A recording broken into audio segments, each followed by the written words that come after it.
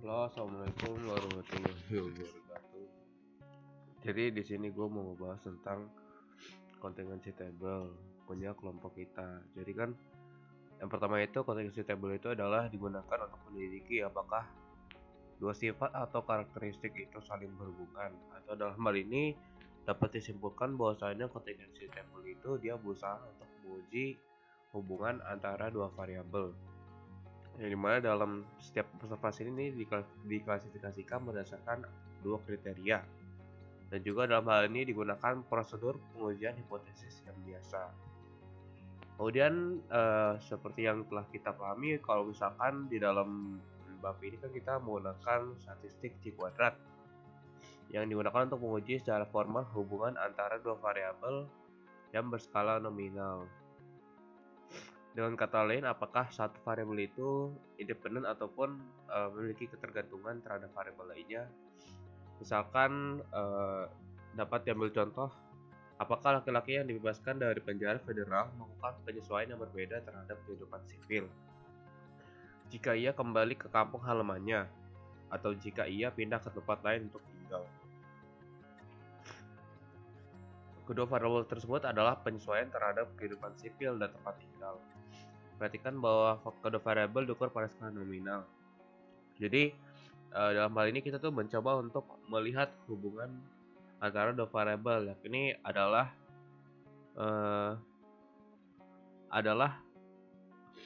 yang pertama itu adalah perilaku dari yang pertama itu adalah perilaku dari laki-laki yang dibebaskan dari penjara federal.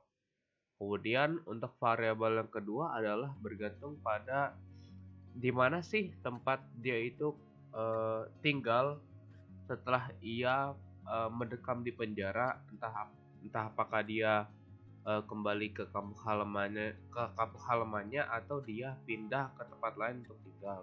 Dan apakah kedua variabel tersebut nih, yakni penyesuaian yang berbeda terhadap kehidupan sipil dan juga tempat tinggal prisoner laki-laki di kampung yang pindah kembali ke kampung halamannya atau pindah ke tempat lain untuk tinggal, itu keduanya saling mempengaruhi.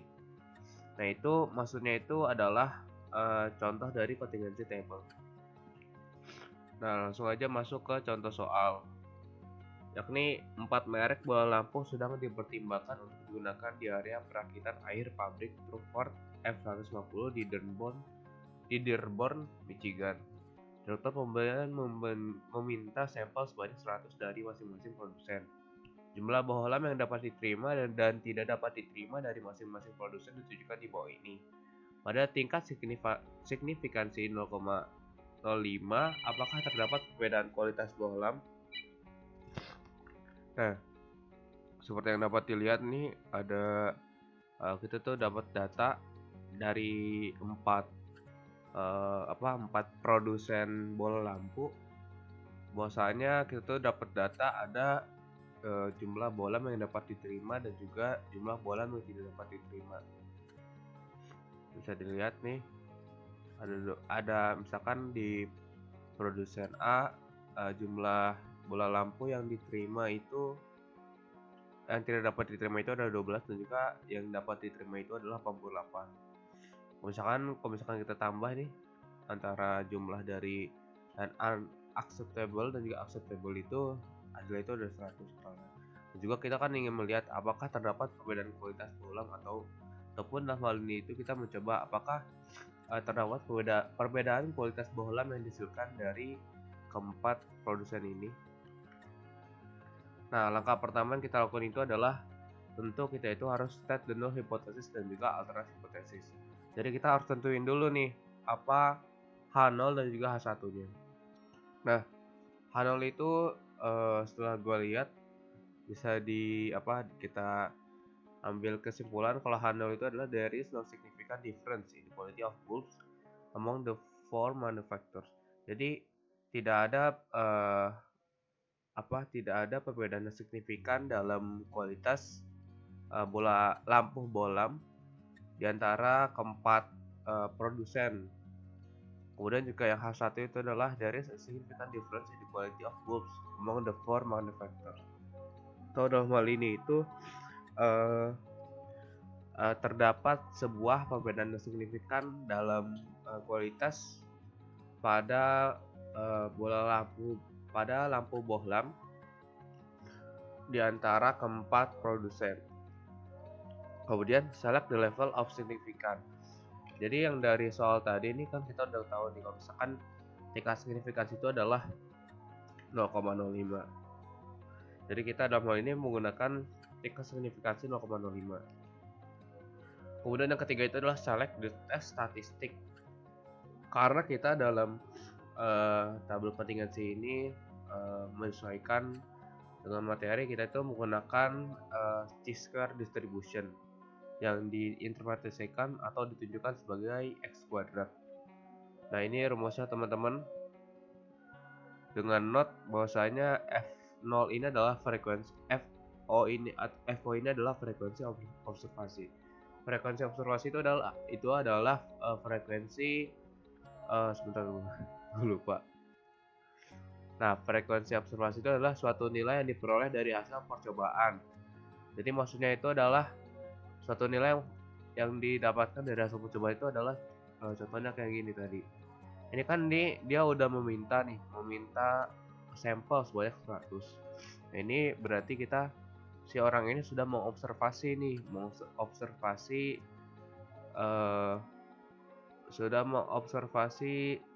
hasil percobaan. Sudah melakukan hasil itu telah mendapatkan nilai yang diperoleh dari hasil percobaan maksudnya. Kemudian juga ada frekuensi harapan atau dalam hal ini kan dinotasikan sebagai FE, yakni adalah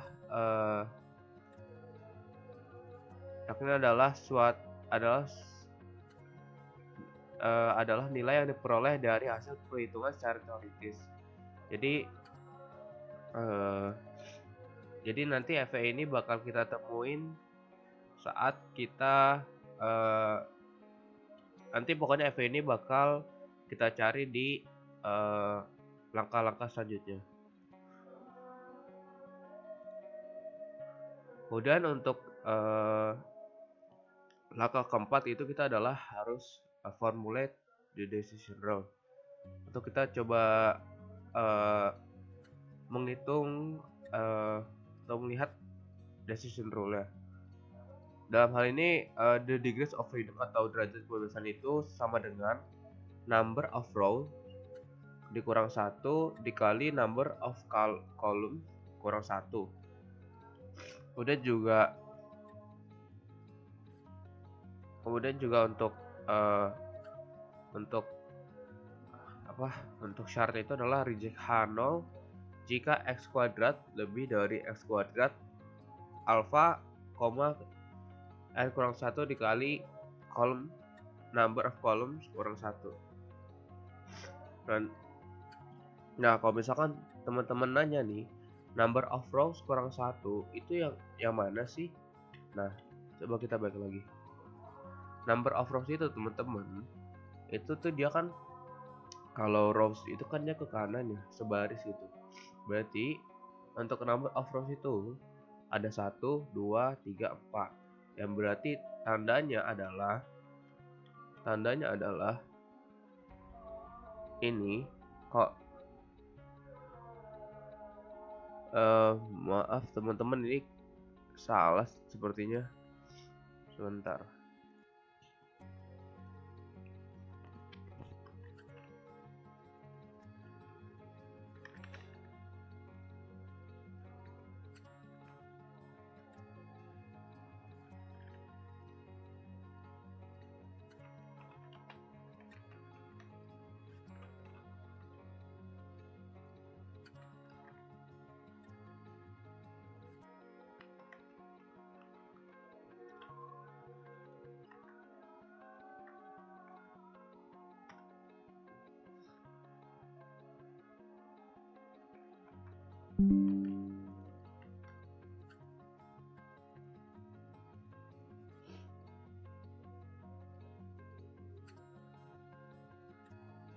Nah, ini seharusnya benar kayak gini. Number of rows kurang 1 itu tadi kan kita udah tahu nih, kalau misalkan ada 4, kemudian berarti kan 4 dikurang 1 sama dengan 3. Kemudian juga number of columns itu adalah ini ke bawah, berarti kan ada 1 sama 2 ya kan. Total mah bukan bagian dari kolom, karena kan itu adalah total dari jumlah hasil observasi kan, berarti ada 2, sehingga berarti kan sini hasil itu 3 sama 1, berarti 3 kali 1 sama dengan 3. Dan juga tingkat signifikansi yang kita pakai itu kan 0,05.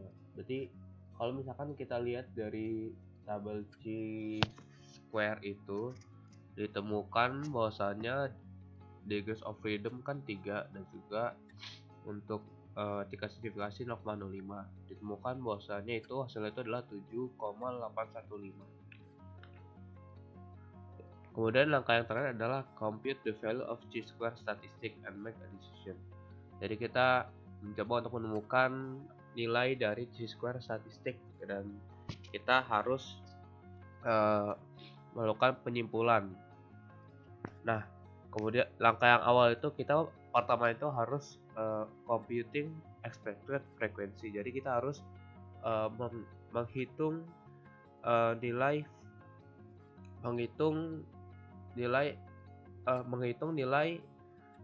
frekuensi yang diharapkan. Jadi rumusnya itu adalah row total dikali kolom total dibagi sama grand total. Nah, kalau misalkan teman-teman nanya mana sih row total itu? Row total itu ini teman-teman, untuk row total bagi FO itu setelah kita mencoba untuk menambah nih dari 12 ditambah 8 ditambah 5 ditambah 11, hasilnya itu akan 36. Sedangkan ini juga untuk row total dari expected frequency, yakni 9 ditambah 9 ditambah 9 ditambah 9. Jadi kan ini FO sama FV kan jenisnya beda, ya kan? Nah, ini ketika dihasilkan maka hasilnya itu akan sama. Jadi ini harus sama nih. Dan ini juga kita coba lihat bagaimana sih pencarian dari frekuensi dari expected frekuensi itu. Carian dari expected frekuensi itu misalkan kayak gitu teman-teman. Row total berarti row total dari kita tuh menggunakan ini kan row total dari FO nih. Kita menggunakan 36 dikali 100 dikali sama kolom total. Ini nih kolom total. Ini dikali sama kolom total dibagi sama grand total. Ini grand total teman-teman, 400. Yang berarti 36 dikali 100 dibagi 400 sama dengan hasil itu adalah 9. Dan ini juga sama teman-teman, berarti kan ini 36 dikali 100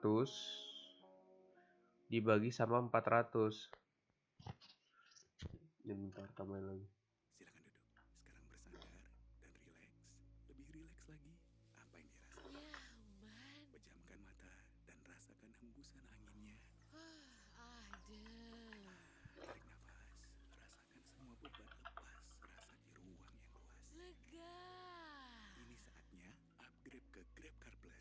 Dengan mobil baru lebih nyaman, AC pasti dingin, dan ruang lebih lega. Pesan Grab Car Plus. Nah, ini grand total.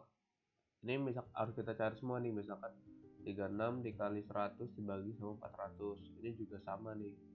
36 misalkan ini nih 36 dikali 100 dibagi 400. Yang nantinya hasilnya bakal sama karena ininya sama nih. Jadi soalnya FO-nya sama. Di 100 100 100. Jadi hasilnya akan sama, jadi tetap 9. Yang ini juga misalkan berarti ini mana nih row totalnya? Row total itu ada 364 dikali sama 100 dibagi sama 400. Ini juga mana ini 364 dibagi sama 100 dikali sama 100 dibagi sama 400, hasilnya nanti bakal 91 gitu. Kayaknya kayak gitu. Kalau misalkan masih ada yang bingung, nah bolehlah ditanyain lagi ke gua. Tapi ini bisa dilihat ya, ini adalah column total expected frequency, ini FE, dan juga column total observed frequency, ini FO atau F0. Dan ini totalnya, ini total dari FO dan juga FE itu harus keduanya itu harus sama. Dan ini adalah grand total. Kemudian untuk langkah yang kedua adalah computing chi-square statistic. Jadi untuk rumusnya itu adalah ini. Sebentar.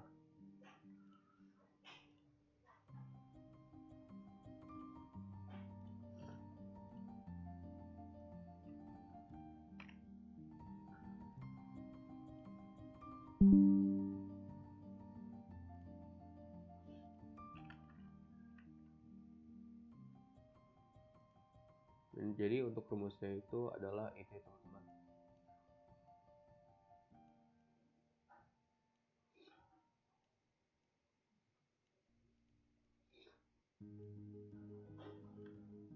Jadi untuk rumus dari chi-square statistik itu adalah jumlah dari semua FO dikurang FE kuadrat dibagi sama FE. Berarti kan ini FO 12 kurang 9 kuadrat dibagi sama 9. Terus 8 dikurang 9 kuadrat dibagi sama 9. Terus 5 kurang 9 kuadrat dibagi sama 9. Dibagi sama 9 nih ya. Nih FO kan 12. Terus dikurang sama FE 9. Dibagi sama 9 lagi dong. Terus juga FO-nya di sini 8. Dikurang sama FE-nya 9. Dibagi sama 9. FO-nya di sini 5 dikurang sama 9, dikuadratin tuh. Terus dibagi sama 9. Terus sini juga FO-nya 11 dikurang sama 9, dikuadratin habis itu dibagi sama 9. Nanti dan seterusnya, nanti hasilnya itu adalah 3,663. Nah, kemudian yang terakhir adalah computing chi-square statistic. Sorry, ini seharusnya yang terakhir adalah make a decision. Jadi setelah kita tahu bahwasanya hasilnya itu adalah 3,663, ini kan harus kita lihat dulu nih dari grafiknya. Dia tuh masuknya di sini apa di sini?